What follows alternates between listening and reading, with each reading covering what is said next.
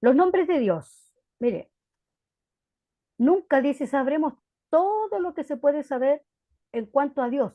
El tema de los nombres de Dios es bien complejo, ¿ah? No, no es tan sencillo, ¿ya? Y por esta razón, eh, los teólogos a veces han dicho que Dios tiene muchos nombres y sin embargo Dios no tiene nombre, porque Dios no tiene nombre como nosotros lo tenemos, ¿verdad? Nosotros todos tenemos un nombre por el cual nosotros nos identificamos y todos nos conocen por un nombre, ¿verdad? Pero Dios no tiene un nombre como nosotros lo tenemos, ¿ya? Dios tiene, dice, muchos nombres porque conocemos muchas descripciones verdaderas de su carácter en la Biblia. Pero Dios no tiene nombre porque nunca podremos describir o entender todo su carácter. Es decir, la gente le han puesto nombre a Dios por lo que Él ha hecho, por lo que Él ha mostrado, por lo que Él se ha revelado al hombre, ¿ya?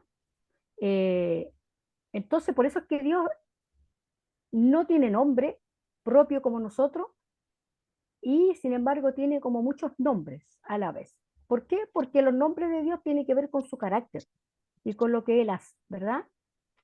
Así que vamos a ir viendo de qué se trata esto. Sin embargo, ¿alguien tiene el micrófono abierto ahí y escucho? Ah, la hermana Minta parece que es la que tiene el micrófono. Ahí, muchas gracias, mi hermana, gracias. Sin embargo, dice, por medio de sus intervenciones, a Dios se le dieron nombres que lo describen en algún área específica, ¿ya? Así que cada nombre que Dios tiene es una descripción de su carácter, ¿ya? De lo que Él hace, de lo que Él ha hecho principalmente. Por lo tanto, dice, una forma de conocer y experimentar a Dios es a través de esos nombres a los cuales nos hablan de su carácter y también de sus atributos, ¿ya? Entonces, los nombres dados a Dios en la Biblia dicen cómo es Dios, ¿verdad? Y lo dicen indudablemente mucho mejor que todos los comentarios que puedan hacerse de su persona. Dios hace una revelación o hace un acto y en ese acto Dios está mostrando algo de su personalidad.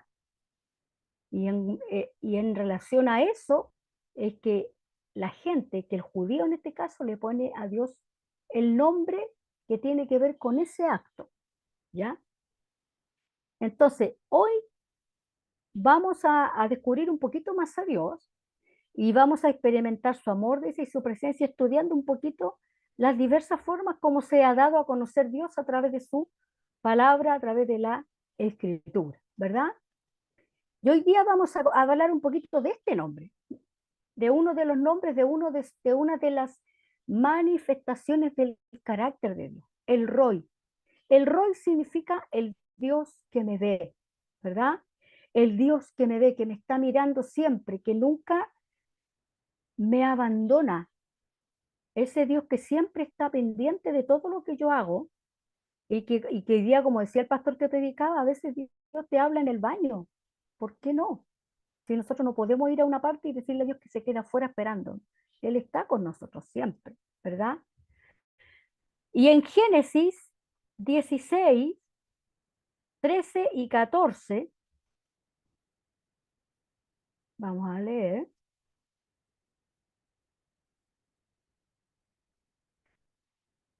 Entonces dice, llamó el nombre de Jehová que con ella hablaba, tú eres Dios que ve, porque dijo, yo después le voy a explicar, ¿ah? No he visto también aquí al que me ve, por lo cual llamó al pozo el pozo del viviente que me ve. Y este pozo está entre Cádiz y en Bered. Eh,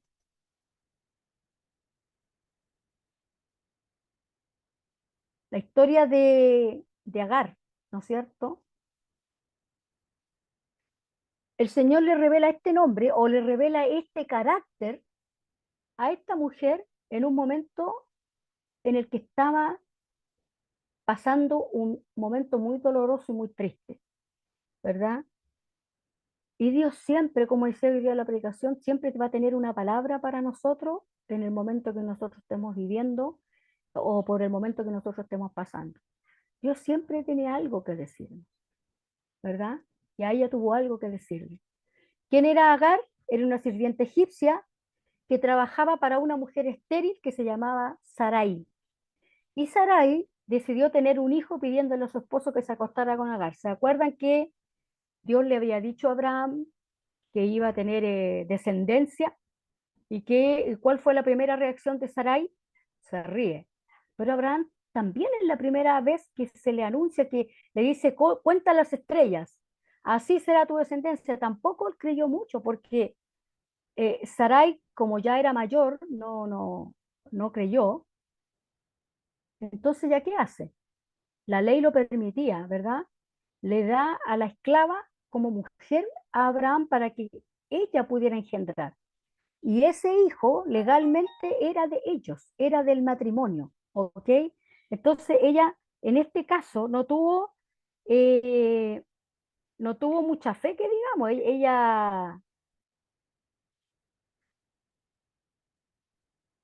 ella optó por darle una propia solución al conflicto. Ella buscó su propia solución. Y a veces nosotros también, hermanos, sin darnos cuenta, eh, no esperamos lo que Dios nos dice, sino que tomamos nuestras propias decisiones y es ahí donde a veces cometemos errores, ¿verdad?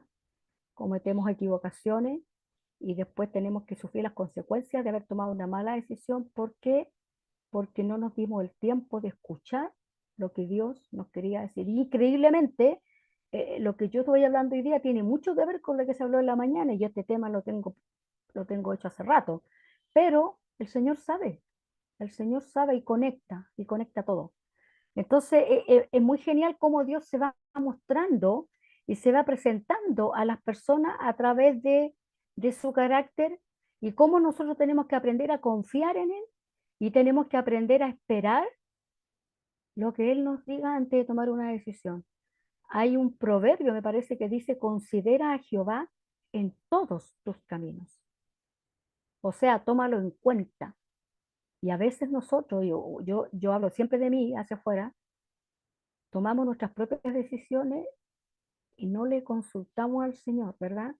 Como Sarai, que tomó su propia decisión y buscó la respuesta humanamente, no espiritualmente, ¿verdad?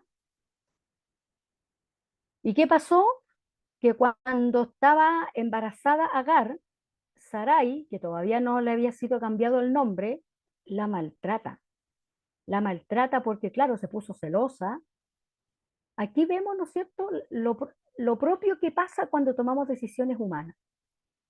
Empezaron al tiro los problemas. Se embaraza Agar por la voluntad de Sarai, pero después la misma Sarai estaba celosa de Agar y la empieza a molestar. ¿Y qué hace Agar? Se va, se va de la casa, pero Dios le habla y le dice que se vuelva a la casa, que se vuelva donde su señora, donde su ama, que se vuelva. ¿Por qué? Porque estaba embarazada, porque iba a tener un hijo, ¿verdad? Y Agar vuelve a la casa de Sarai, ¿verdad? Aquí tenemos en el hebreo, aquí dice él y aquí dice Roy, ¿ya? Estas son las vocales. Esta es una vocal, la E, la Lamed, que es la L, la Resh, que vendría siendo la R, ¿no es cierto?, de nosotros. Acá tenemos una O, ¿ya? Y acá tenemos la I, aquí, Hiri.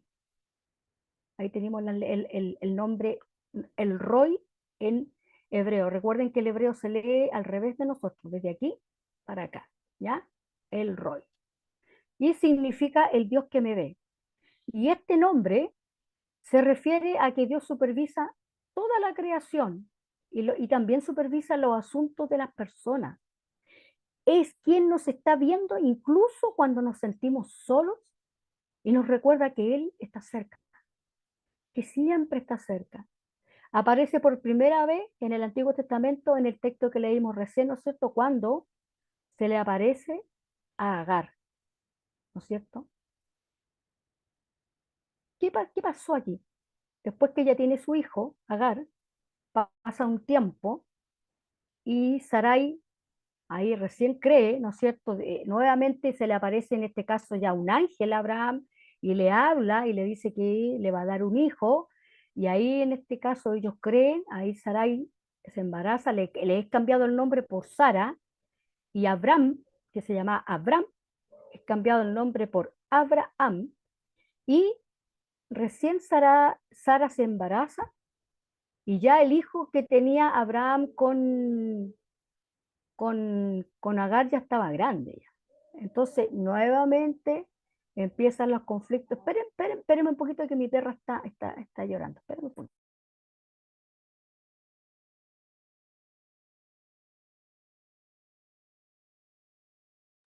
Ya, ahí sí. Entonces, empiezan los conflictos con los niños en este caso. ¿Y qué pasa?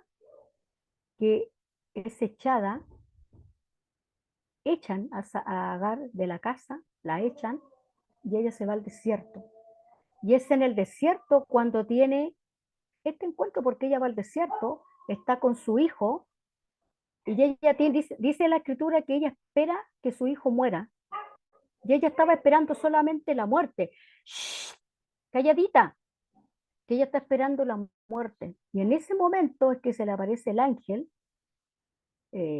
Bueno, sabemos que es Dios mismo que de alguna manera le da una revelación a Agar, diciéndole que no la iba a desamparar, que él no la iba a desamparar y que de su hijo también Dios iba a formar una nación, ¿verdad? De Ismael, que él también iba a formar una nación.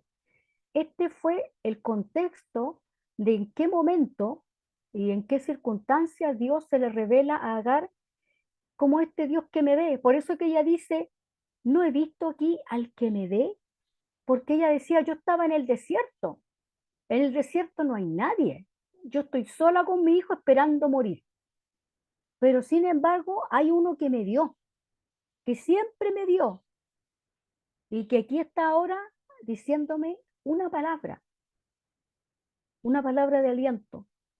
Le estaba diciendo, no te preocupes, que yo también de ti voy a formar una gran nación, de tu hijo Ismael voy a formar también una nación. Así que tú no te vas a morir y tampoco tu hijo se va a morir, ¿verdad? El Roy, Dios que me ve. La omnipresencia de Dios nos hace el hecho de que Él está en todo lugar. No hay lugar donde Dios no nos pueda ver. Por eso es importante que entendamos que Él es el Dios que nos ve, que te ve a ti cuando piensas que estás solo, que estás sola, que no hay nadie que te comprenda, que a veces uno dice, nadie me entiende. Tal vez ningún ser humano te va a entender, pero Dios sí te va a entender, porque Él nunca se va a alejar de tu lado, porque Él es el Dios que todo lo ve, porque Él es omnipresente, Él está en todas partes. Y mayormente Él está preocupado de los suyos. Él está preocupado de sus hijos. Es cierto que Dios ve el mundo entero, pero de los que se ocupa es de sus hijos. Así que Él está siempre viendo tu vida, viendo tus necesidades, viendo tus conflictos, viendo cuando eres incomprendido, viendo cuando nadie te entiende, viendo cuando sientes que tu problema no tiene solución. Y aunque el hombre te diga que tu problema no tiene solución, Dios puede decirte otra cosa, porque Él tiene la última palabra. ¿Por qué? Porque Él ve tu corazón y Él tiene también planes y propósitos para tu vida, ¿verdad? Me gustaría que Él me buscara ahí el Salmo 139 del 7 al 12. Y vamos a leer esta palabra que es bien interesante también, ¿verdad? Alguien que me busque ahí el Salmo 139 del 7 al 12. Que lo tenga, abre micrófono nomás.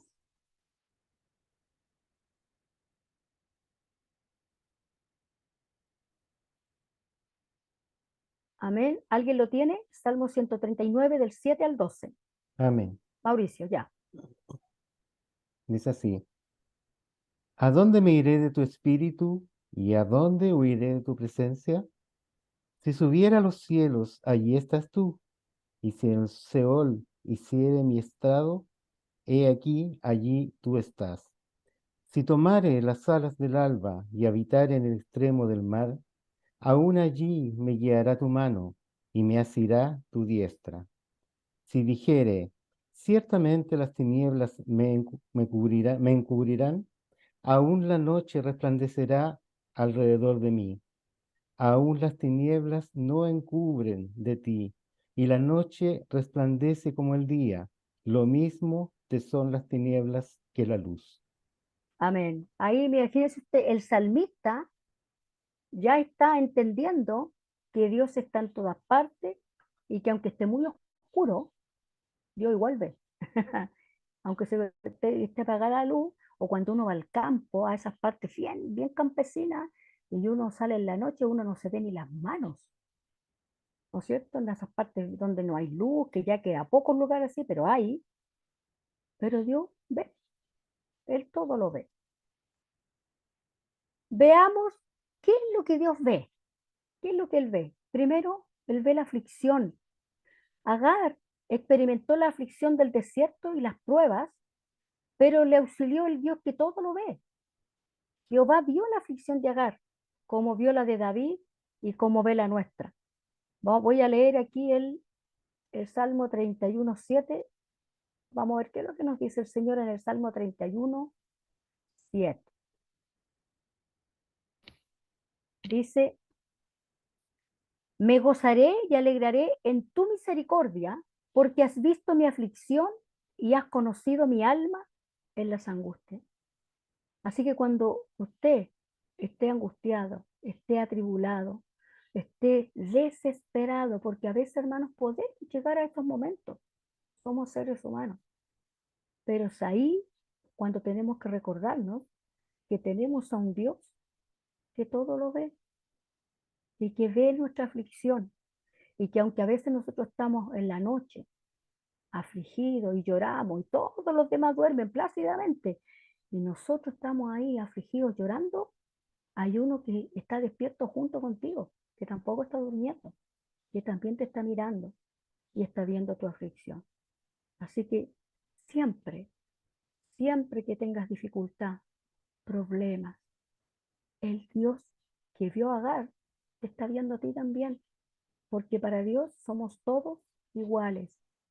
No hay acepción de personas para con Él. Así como Él se le presenta a Agar, también hoy te está diciendo a ti, yo también te veo a ti. En cada momento de tu vida, donde tú vayas, yo te veo y te miro. Veo lo bueno, lo malo, veo todo de ti. Y es más que eso, veo las intenciones de tu corazón. Dios va mucho más allá, ¿no es cierto? Como decía en la predicación, nosotros vemos hasta por ahí nomás, pero Dios va más allá. Ve el pecado escondido también. Mire, si Dios ve lo bueno, pero también ve lo malo de nosotros, ¿para qué? Para ayudarnos a ser mejores, ¿verdad? Eh, en segunda de Samuel 2 no lo voy a leer tanto, pero ¿qué pasa? Dios vio el pecado escondido de David. Bueno, hoy día también, mire, sí saben, la predicación hablaba de eso cuando él comete este acto, ¿no es cierto?, de quedarse con la mujer de su amigo o de su soldado, era un general del ejército y se queda con la mujer de él, pero Dios le saca el pecado a la luz a través del profeta Natán, ¿no es cierto? Y lo disciplina. Y la actitud de David para obtener el perdón de Dios fue que aceptó el castigo y la disciplina. No dice aquí como Ananías y Zafira, los cuales, aunque escondieron su pecado, Dios los vio y los sacó a la luz, pero no se arrepintieron ellos. Y Hechos nos dice que murieron. Y ahí está la imagen. Dice que murió primero uno y después murió el otro porque le preguntaron y ambos mintieron. Sin tener necesidad de mentir, mintieron. ¿Y qué dice el relato? No le han mentido a los hombres, sino a Dios, ¿verdad? Entonces, eh, Dios ve también aquello malo que está en lo oculto, aquellas cosas que a veces nosotros tenemos y que nadie sabe, y que las tenemos escondidas como el pecado de David, que está bien escondidito ahí, pero Dios se lo muestra a un hombre. Le dice a Natán, ve y dile. Aunque, según el relato del pastor hoy día que predicaba, decía que en realidad era como un secreto a voces, porque todo el mundo se dio cuenta que tenía a la mujer del que había muerto. Lo que no sabían era que David había sido el autor intelectual de la muerte de este varón cuando lo dice a los demás soldados, le dice pónganlo al frente de batalla, o sea, pónganlo donde lo puedan matar. Eso sí que la gente no lo sabía. Sí sabía que tenía la mujer de Urias, ¿verdad? Pero no sabían que él había urdido este plan para quedarse con ella. Y Dios lo deja al descubierto. Así que la palabra del Señor dice que no hay nada oculto que no haya de ser manifestado. Así que Dios nos ayude a que nos muestre a nosotros aquellos pecados que tenemos y que a veces son ocultos a nosotros mismos, porque a veces, hermanos, nosotros tenemos cosas en nuestra vida que ni nosotros sabemos que las tenemos. Por eso es que es importante estar en una comunidad cristiana, porque lo que yo no puedo ver, lo ve otro hermano. Y yo siempre le digo a mi hermano, cuando usted vea algo malo de mí, dígamelo, pero en privado, pero dígamelo. Porque si me lo dice, me hace un favor. Si no me lo dice, me hace un daño, porque yo necesito saberlo, porque tal vez yo no me doy cuenta. Pero si usted se da cuenta, dígame, ¿verdad? Para eso estamos, para decirnos las cosas con compasión y con misericordia, ¿verdad? Que Dios nos ayude. También ve el verdadero estado del corazón, ve las intenciones del corazón. Mire lo que dice la imagen, Dios no mira tus logros, ni tus riquezas, ni tu poder, Dios mira tu corazón. Pero ¿qué es lo que mira del corazón? Dios mira, yo siempre le digo a mis hermanos de la clase, Dios no te recompensa lo que tú haces, Dios recompensa el por qué tú lo haces. Si tú lo estás haciendo para agradar a Dios, eso es lo que Dios recompensa. Dios no recompensa las obras en sí, sino que recompensa el motivo, lo que te lleva a hacer tal o cual cosa, ¿verdad? Dios conoce, dice, realmente lo que hay en nuestro corazón y el estado verdadero, no lo que aparentamos ser. Por eso traigamos siempre, dice, nuestro corazón delante de Dios. Voy a leer 1 Samuel 16, 7. Lo leo al tiro. Dice, y aconteció, y Jehová respondió a Samuel, no mires a su parecer, ni a lo grande de su estatura, es cuando andaba buscando rey, ¿ya? Porque yo lo desecho, porque Jehová no mira lo que mira el hombre, pues el hombre mira lo que está delante de sus ojos, pero Jehová mira el corazón, ¿verdad?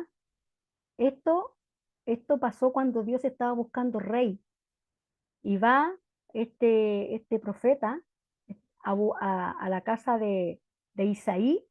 Isaí le muestra a todos sus hijos y el profeta le decía, este no es el escogido, este no es el escogido, este tampoco es el escogido, ¿no tienes más hijos? Y él le dice, ah, sí, tengo uno por allá que está en el campo pastoreando la oveja. El pastoreo de ovejas era mal visto, era lo último de lo último. Ah, sí, sí tengo uno por ahí pero es pastor de oveja, no me llámalo. A ese Dios había escogido, al que estaba allá tirado en el campo, entre medio ahí del olor de los animales, que no era grato, el olor de los animales no es grato, pero ahí estaba. Bueno, a ese, maloliente, a ese chiquitito, que no tenía buen parecer, que no era grande y corpulento como sus hermanos, a ese Dios había escogido como rey. ¿Por qué? Porque Jehová no mira lo que nosotros vemos, Él mira el corazón nuestro y las intenciones que tenemos en el corazón. También Dios ve nuestras virtudes. Dice, mientras otros señalan tus defectos, Dios resalta tus virtudes porque Él tiene planes contigo. Tú tienes virtudes. Yo siempre le digo a mi hermano, siempre hay alguien que necesita de ti. En alguna parte alguien necesita de ti, de tu experiencia, de tus vivencias, de tus consejos, a veces de las mismas enfermedades que uno ha superado, le puede dar ánimo a otro que está viviendo lo mismo. Pero siempre hay alguien que necesita de ti en alguna parte. Así que todos tenemos un propósito en esta vida. Dios nos llamó con un propósito a todos. Así que cuando alguien te dice, Dios tiene un propósito para ti, sí, claro que lo tiene, para todos, ¿verdad? Dios tenía un propósito con Job, todo lo que tuvo que vivir Job, pero Dios finalmente tenía un propósito con él, ¿verdad? Muchos podrán ver nuestros defectos, pero los ojos de Dios ven lo que aún otros no ven, como en el caso de Job, ¿verdad? Que sus propios amigos lo menospreciaron, lo culparon de que todo lo que le estaba pasando era por culpa de él, pero Dios iba un poquito más allá con Job, ¿verdad? Asimismo, en el caso de Gedeón, y aunque tenía miedo, Dios lo vio como un hombre valiente y esforzado. Porque ¿qué le dice el ángel cuando se le aparece a Gedeón? Varón valiente y esforzado. Y resulta que Gedeón estaba escondido, viendo las cosechas, escondido, muerto de susto, porque los enemigos le robaban las cosechas. En ese momento Gedeón no era valiente, pero el ángel le profetizó y le dio aliento. Él le dijo, tú eres valiente, ahora no lo eres, pero lo vas a hacer porque en el fondo de tu corazón hay valentía, solo que tú no la has descubierto. A veces tú tienes virtudes que no has descubierto tú. Entonces hay que aprender a mirarnos también y por eso es que es importante estar en comunión con otros hermanos, porque lo que yo no veo de mí, tanto bueno como malo, lo ven otros. Y así nos vamos ayudando, ¿verdad? Dios mira el corazón, dice, para medir nuestras buenas obras. ¿Por qué? Porque Él ve las intenciones, ve nuestro servicio, ¿verdad? Dios ve la intención de cómo le servimos y nunca tomará en balde todo lo que hagas por el Señor y su obra. Voy a leer ahí en Colosenses 2:23. Colosenses 2:23. Ok.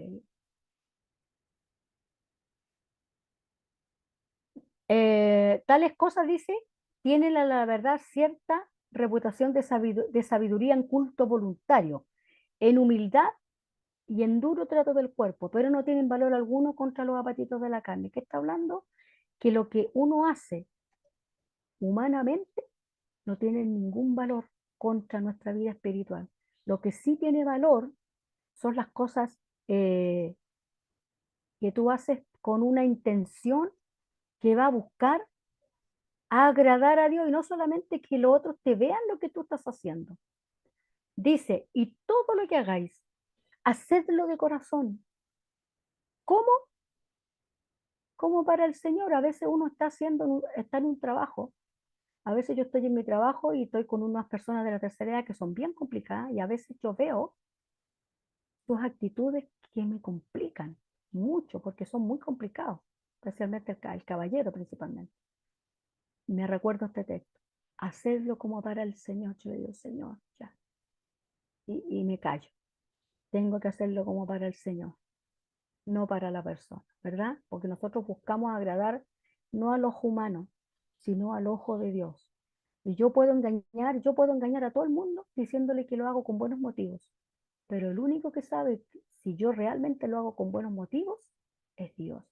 Y Él va a premiar los motivos que me llevan a hacer estas obras, ¿verdad? Como dice Santiago, la fe sin obras es muerta, ¿verdad? Dios ve tu propósito, ¿verdad? Salmo 22:10 dice, uh, dice,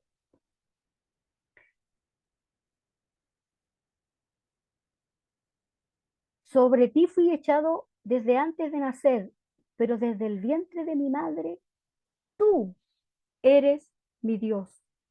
Desde el vientre de mi madre, tú eres mi Dios. O sea, desde el vientre de nuestra madre, el Señor ha puesto sus ojos sobre nosotros, ¿verdad?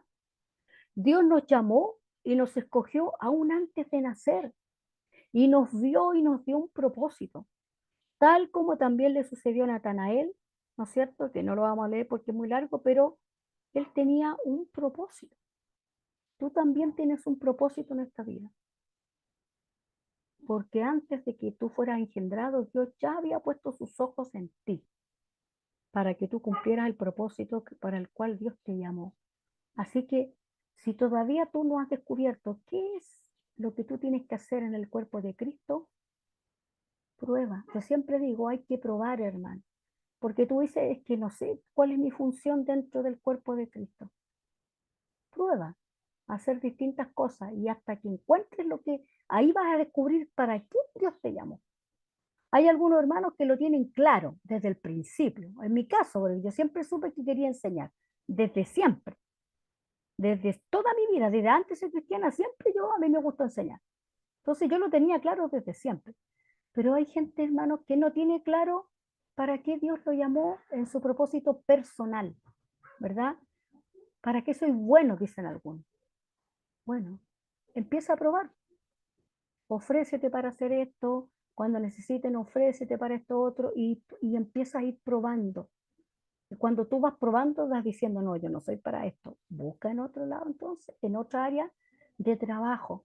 A lo mejor Dios te llamó para visitar los hospitales, a lo mejor Dios te llamó para ir a la cárcel, a lo mejor Dios te llamó para predicar en la esquina, a lo mejor Dios te llamó para trabajar dentro de la congregación y no afuera. Todos tenemos un llamado distinto y una función distinta. Hablar de Cristo todos lo tenemos que hacer, pero no todos de la misma manera. Nuestro hermano Claudio se pone los viernes ahí a predicar en la esquina y es su llamado. Excelente. A mí eso me cuesta mucho.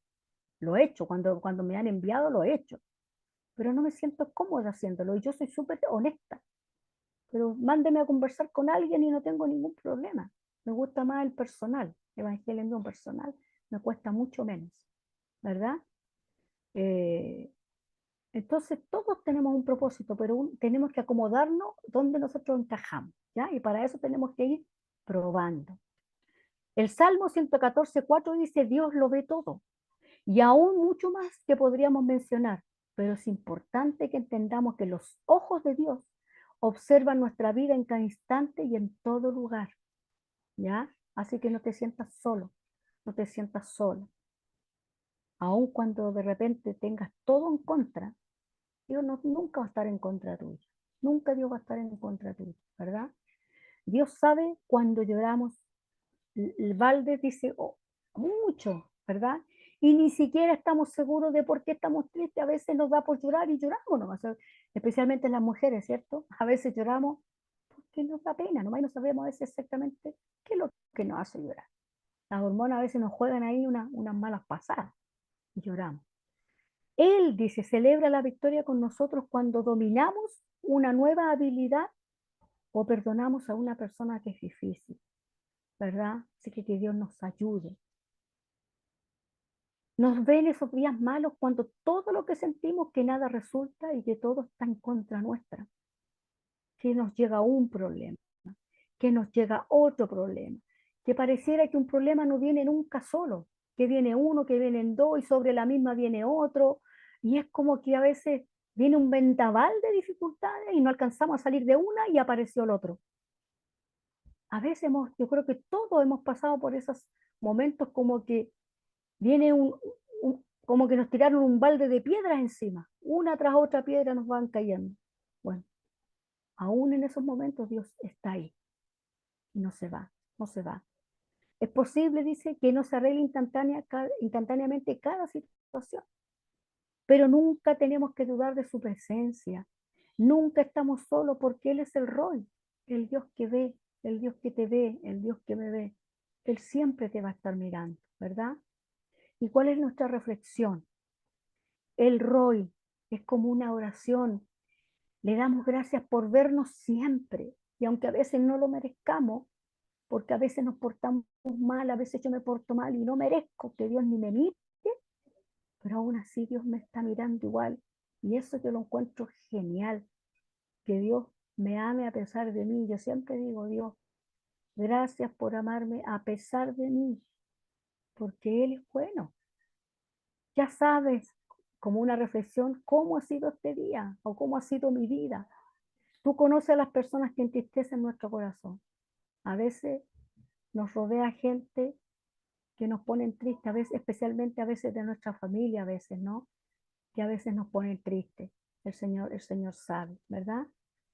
Pero nos anima darnos cuenta de que a pesar del mundo enorme de personas que pudiesen estar en nuestra contra o de que hay millones de gente en el mundo, el Señor nos ve de manera individual a cada uno de nosotros.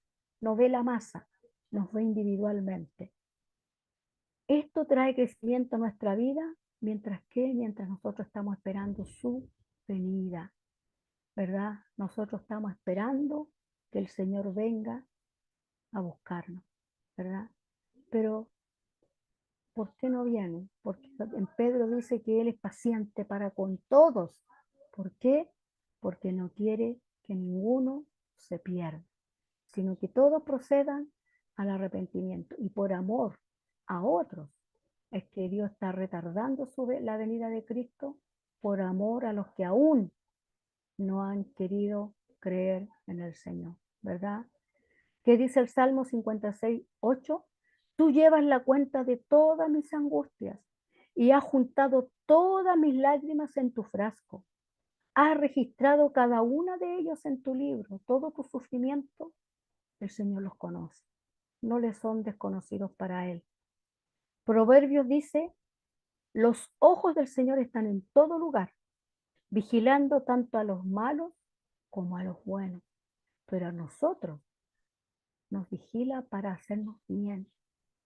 Y si nos sabe corregir, lo va a hacer, pero por amor, para el bien de nosotros. Así que, hermanos, nunca te vuelvas a sentir solo, porque el Roy, este Dios que se le mostró a Agar, este Dios que se le mostró en el momento de mayor dificultad, es el mismo Dios, no ha cambiado.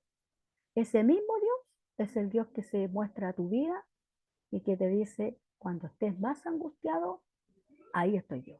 Así que no desmayes, que mis ojos están puestos en tu vida y mis propósitos también son para ti de manera particular, porque todos tenemos distintos llamados, todos tenemos distintos llamamientos, distintas funciones en el cuerpo de Cristo.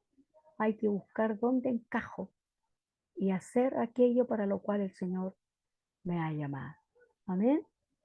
Vamos a hacer una oración para pedir que el Señor nos fortalezca y nos recuerde que Él está siempre mirándonos para que nunca más nos volvamos a sentir solos, ni angustiados, ni tristes, ¿verdad? Amén. Padre, le damos gracias, Señor, por este momento en que tú nos has hablado y nos has dicho que tú siempre estás pendiente de nosotros, que nunca quitas la mirada de nuestra vida. Hagamos lo bueno o hagamos lo malo, tú nos estás mirando para corregirnos, para disciplinarnos, para consolarnos, como hoy nos decías que tú querías consolar a nuestra iglesia. Así tú lo haces con tus hijos, en cada situación, en general, pero también en lo particular. Señor, que cada uno de mis hermanos que hoy está conectado reciba lo que necesita para su vida. Necesita consuelo, tú le consuelas. Necesita fortaleza, tú le fortaleces. Necesita tener claro el propósito, muéstrale, Señor, el propósito para su vida. Necesita sanidad, glorifícate en sanidad en los cuerpos. Si tú no has cambiado, si tú eres el mismo, Señor, y tú eres poderoso para obrar sanidad en los cuerpos. Hay hermanos que necesitan trabajo. Abre puertas de trabajo para tus hijos. Señor, cada necesidad tú puedas suplir en este instante y en este momento. Y sobre todo, Señor, cuando estemos a punto tal vez de hacer algo que no está bien, que también nos recordemos que tú nos estás viendo y que por respeto a ti no lo hagamos, para no dañar tu corazón, para no ofenderte, para no entristecerte. Ayúdanos, Señor, a nunca olvidar que tú siempre nos estás viendo, nos estás mirando. Amén, amén. Hermanos queridos, que Dios me los bendiga a cada uno de ustedes. Espero que el Señor haya hablado su vida. Yo cuando preparaba este tema me habló a mi corazón, me hablaba a mí, y hoy me confirmaba esta palabra con la predicación de Sergio en la mañana. El Señor está pendiente de ti y está pendiente de mí. No nos ha desamparado y no nos ha dejado nunca solos. Amén. Amén. Amén. Dios es bueno en gran manera. Amén, Evelyn. Dios es bueno en gran manera.